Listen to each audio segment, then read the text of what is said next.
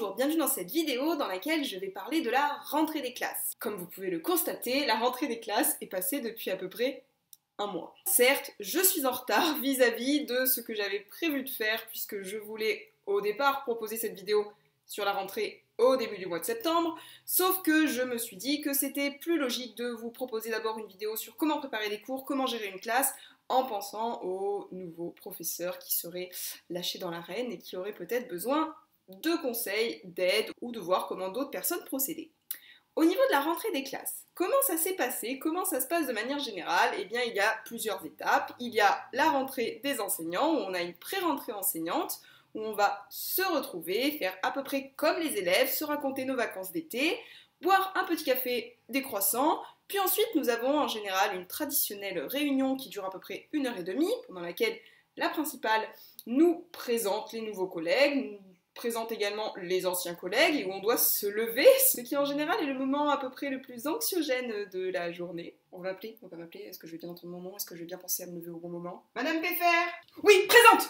Et c'est dans cette traditionnelle réunion qu'on va nous donner nos emplois du temps et les classes qui nous sont attribuées, ainsi que les différentes équipes pédagogiques avec lesquelles nous allons travailler. En général, il y a plusieurs manières de fonctionner, en tout cas dans mon établissement, on ne donne pas l'emploi du temps directement, ce qui fait qu'on est très frustré, et on nous oblige d'abord à faire la photo de groupe pour être sûr qu'on va rester pour faire les photos avant de pouvoir nous donner notre précieux livret. Je voulais vous montrer tout cela, sauf que, vu que le temps est passé, les différentes fiches, je les ai distribuées aux élèves, mais j'en ai quand même gardé quelques-unes. Je permets d'ailleurs d'attirer l'attention sur mon magnifique cartable, voilà. Hein, je ne fais pas de la pub et je ne suis pas sponsorisée par Paul Marius. Ce cartable est merveilleux, il a 2 bretelles. Moi j'aime bien, parce que la plupart du temps ce sont des sacs en bandoulière, et en bandoulière ça fait mal aux épaules, alors que là je peux le mettre sur les deux. Donc oui, ça fait élève de primaire qui va à l'école avec son cartable, mais comme le ridicule ne tue pas, ça me gêne pas. J'ai même un écureuil qui est accroché, donc pour preuve, le ridicule tue vraiment pas.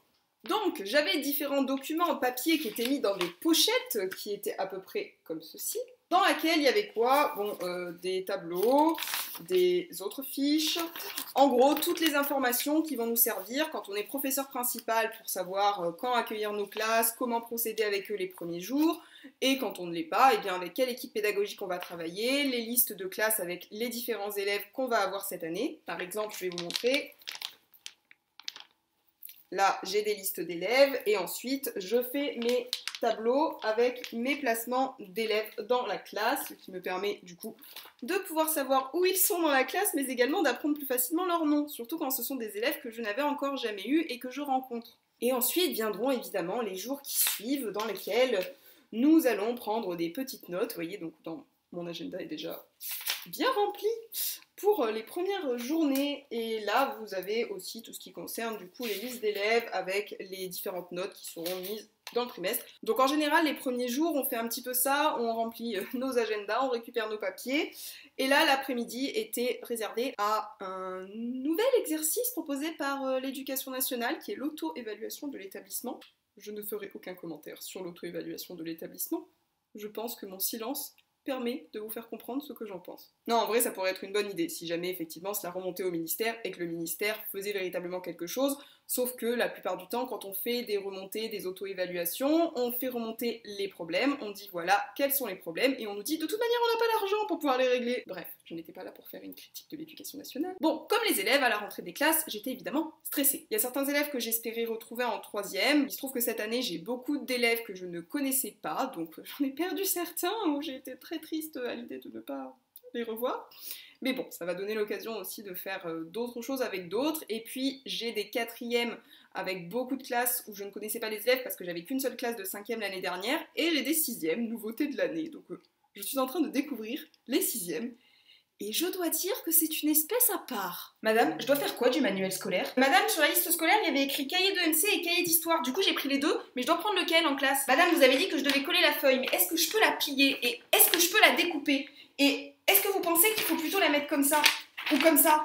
Ou comme ça? Je sais pas comment on va faire. En plus, il y a quelque chose qui m'étonne beaucoup avec les élèves de 6e, c'est qu'ils bourrent leur sac de manuels, de livres, de cahiers, comme si leur vie en dépendait. Et quand on leur dit, tu sais, tu peux poser tes cahiers dans le casier, ou même laisser ton manuel dans la classe, j'ai une armoire pour ça. Et ben non, ils veulent pas. Ils gardent coûte que coûte. Ils posent des questions, mais ils posent tous les mêmes en même temps. Ils pépient autour de moi, j'ai l'impression d'avoir des oisillons qui sont là. maîtresse. Je ne m'appelle pas maîtresse, moi c'est madame. Hein. Je me suis lancé un challenge et un défi cette année parce que c'est vrai que moi j'ai tendance à préférer les plus grands, les ados, ceux qui font la gueule, vous voyez. Parce qu'aussi je trouve que c'est plus intéressant en termes de discussion qu'on peut avoir et parce que je préfère le programme à partir du XVIIIe siècle, parce que je suis spécialiste d'histoire contemporaine, donc c'est une période qui m'intéresse beaucoup plus. Mais j'avais envie de tester les sixièmes parce que je voulais voir de la joie, de la curiosité, de l'envie, parce que le programme de troisième c'est quand même pas le plus fun, donc on passe notre temps à parler de guerre, de mort, donc bon au bout d'un moment c'est un peu déprimant. Le programme de quatrième je l'aime bien, le problème c'est que les quatrièmes ils ont pas toujours très envie de travailler, ils ont plutôt les hormones en ébullition, vous voyez. Donc je m'étais dit je teste les sixièmes cette année, comme ça je pourrais voir avec les petites classes. Sauf que j'étais pas du tout prête à faire face à des enfants qui sortent de l'école primaire. Et là vraiment, quand je me suis rendu compte qu'il m'avait fallu 3 heures pour leur faire écrire la leçon, parce que j'avais eu la mauvaise idée de dire on va faire une carte mentale, vous voyez, on va faire des bulles et on va mettre des couleurs. Mais que n'avais-je pas dit? Ils ont mis 1 heure pour colorier les bulles et je me suis dit waouh, l'année va être longue. En plus j'avais trop de peine parce qu'il y en a qui ont commencé à oublier leur cahier et du coup je me disais faudrait que j'en mette des croix pour oublier de matériel, mais en même temps ils étaient trop choux, trop compliqué là. Mais bon, c'est une expérience à tenter et moi je suis le genre de personne qui aime bien renouveler et tenter des nouvelles choses chaque année parce que je m'ennuie très vite. Donc j'ai tendance à multiplier les projets, multiplier les nouveautés. La seule chose qui me frustre un peu c'est que cette année j'avais prévu un projet avec ma collègue d'allemand et qu'on va pas pouvoir le faire tout simplement parce qu'on ne m'a pas donné les classes germanistes. Je pleure beaucoup de cela, mais je vais m'en remettre un jour, peut-être. En tout cas, sachez que, comme les élèves, je pense que nous attendons à la fois avec impatience et anxiété ces moments de rentrée, parce qu'il y a toujours cette découverte des classes qu'on ne connaît pas encore, même si, encore une fois, on redécouvre certains élèves, mais en tout cas, il faut un petit peu de temps qu'on s'apprivoise. En plus, cette année, donc, je suis de nouveau professeur principal d'une classe de 3e, et c'est vrai que j'ai eu l'habitude l'année dernière d'avoir une classe de 3e qui était, on va dire, vivante, en tout cas très dynamique, et qui parlait beaucoup, pour faire des blagues tout le temps. Et là, je me suis retrouvée avec une classe où ils ont l'air très sympathiques, où ils travaillent, et où ils ne parlaient pas. Et donc du coup, j'étais dans le vide, en train de me dire, soit ce que je dis c'est excellent et ils comprennent vraiment tout, soit au contraire, ils ont absolument rien compris. Et en plus, je suis surprise parce que cette année, les élèves travaillent. Alors vous allez me dire, pourquoi d'habitude ils travaillent pas? Non mais là, je donne une consigne, ils se mettent à travailler, tout de suite. A priori, ça a l'air d'être assez général, puisque dans mon établissement, tout le monde dit qu'on est plutôt très content. Donc après, évidemment, à voir comment ça va évoluer, hein, on est toujours à la rentrée des classes. Mais en tout cas, pour le moment, c'est un bilan de rentrée plutôt positif en ce qui concerne les élèves. Et j'ai également eu cette semaine tout ce qui était la rencontre avec les parents, qui est une réunion qui peut s'avérer être parfois un petit peu anxiogène et longue, puisqu'elle dure en général 2 heures. Plus, l'année dernière, je suis partie à 21 heures de l'établissement. Cette année, on avait mis les 6e, 5e sur le mardi, les 4e, 3e sur le vendredi, et en gros, l'idée c'est de passer classe par classe pour pouvoir se présenter, pour dire ce qu'on attend des élèves, ce qu'on veut comme matériel, qu'est-ce qu'on va faire dans l'année comme projet.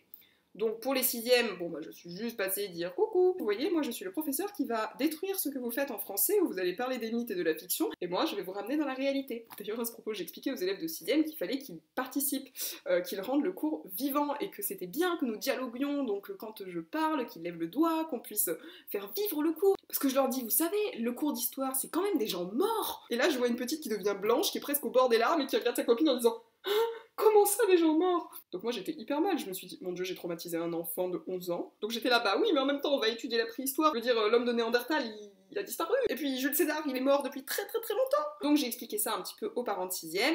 Et ensuite, je devais du coup m'occuper des 4e, 3e, sauf que comme je suis pépé de 3e, bah, je reste à demeure dans ma classe avec les parents de 3e, ce qui rend plus compliqué du coup de se déplacer salle par salle pour pouvoir aller dire coucou aux autres parents, donc j'ai réussi à le faire pour une classe. L'année dernière, j'avais été un peu plus efficace, mais l'année dernière, c'était dans le même bâtiment. Là, ils nous avaient mis dans 2 bâtiments pour éviter le brassage. Parce que c'est bien connu, on le sait tous, le virus, à partir de 18 h, il est beaucoup plus présent dans les établissements scolaires. Le reste du temps, il faut pas le dire, mais en fait, il est pas là. Donc je suis restée avec les parents de 3e, je leur ai un petit peu expliqué comment ça allait se passer l'année, les grandes étapes, l'orientation, le DNB, le stage et compagnie, en répondant aux diverses questions, en regardant mes collègues qui défilaient comme sur une scène de théâtre, c'était assez marrant. Et j'ai réussi à partir à 20 h 30, je suis arrivée chez moi à 20 h 40, je me suis dit, cette année, j'ai gagné 20 minutes. En tout cas, la rentrée, c'est plutôt un moment que j'aime bien. En général, on part sur de bonnes résolutions, on peut mettre en œuvre des choses avec les classes, ils sont plutôt travailleurs au début, en tout cas bien partants. Et j'ai hâte, écoutez, de voir ce que l'année me réserve, comment ça va évoluer, si les projets qu'on souhaite mettre en place vont se mettre en place. Dernière petite chose que je voulais stipuler concernant la rentrée des classes. Tout comme les élèves, j'ai aussi été faire des courses de rentrée.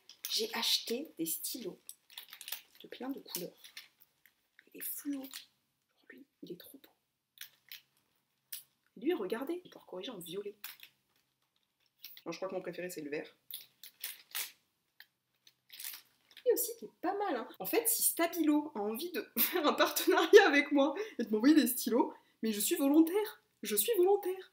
Voilà, j'ai fait un petit patchwork pour vous expliquer un petit peu la rentrée de classe. C'était un peu confus, ce qui est normal, j'avais absolument aucune trame. Il y a juste une petite chose que je voulais ajouter suite à une des dernières vidéos que j'ai publiées qui était sur tout ce qui concernait la gestion de classe, parce que j'ai discuté avec des collègues de travail justement de gestion de classe et on rigolait en disant qu'en réalité, la gestion de classe, presque on a l'impression que ça n'existe pas. En fait, il y a une grande part d'improvisation. Parce qu'évidemment, il y a des trucs qu'on peut mettre en place pour essayer de gérer une classe, pour essayer de faire en sorte de canaliser, pour ramener l'attention des élèves, pour pouvoir leur faire comprendre que quelque chose qu'ils ont fait, ce n'est pas à faire, et pour poser évidemment des limites, mais qu'il y a quand même une grande partie qui repose sur de l'improvisation. Vous pouvez pas savoir le nombre de fois où on improvise en direct. Il faut bien retenir quand même quelque chose, c'est qu'être professeur, c'est un métier d'acteur. Donc des fois, je me demande si moi, mon métier, c'est pas plutôt clown.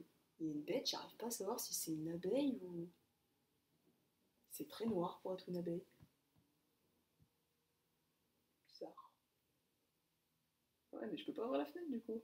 Comment je vais faire pour avoir de l'air? Bien, j'en ai terminé avec cette vidéo. J'espère en tout cas que vous allez bien. Je vous remercie pour tous les commentaires que je lis, qui me font toujours évidemment très plaisir. Je vous dis à très bientôt pour de nouvelles vidéos.